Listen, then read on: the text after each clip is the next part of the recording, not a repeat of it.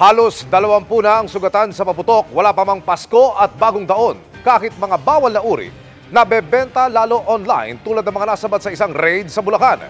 Narito ang eksklusibo kong pagtutok.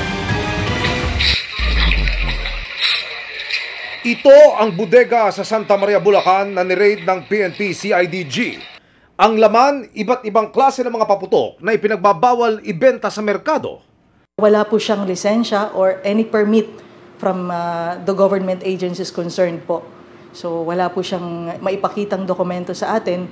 Natumbok ng mga otoridad ang bodegang ito makaraang makabili ang mga pulis ng ilang illegal na paputok online na ang pinanggagalingan ang bodegang ito. Nakatago po siya sa isang lugar. Marami pa pong pasikot-sikot and napakataas po ng pader. Humigit kumulang 200,000 pesos na halaga ng illegal na paputok ang nasamsam sa raid. Malalakas po.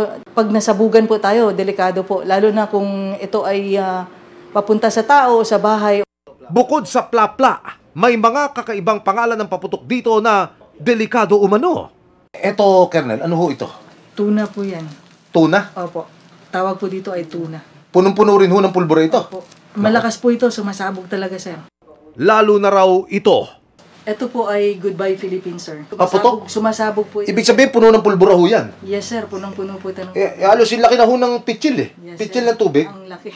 Gaano ho kaya kalakas niyan? Ano ho? Yung piligrong dulot niyan. Yun ang pinag-uusapan. Yes, sir. Ang laki ho.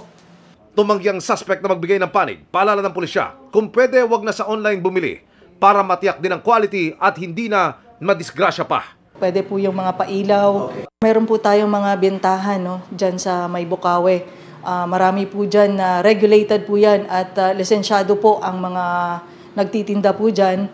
And meron po silang mga permit and license, no, galing sa gobyerno. Wala pa nga ang Pasko at bagong taon pero ang Department of Health meron ng mga naitalang nasugatan dahil sa paputok. Nasa 17 na yan as of December 23. Para sa GMA Integrated News, Emil Sumangil, Nakatutok, 24 Oras.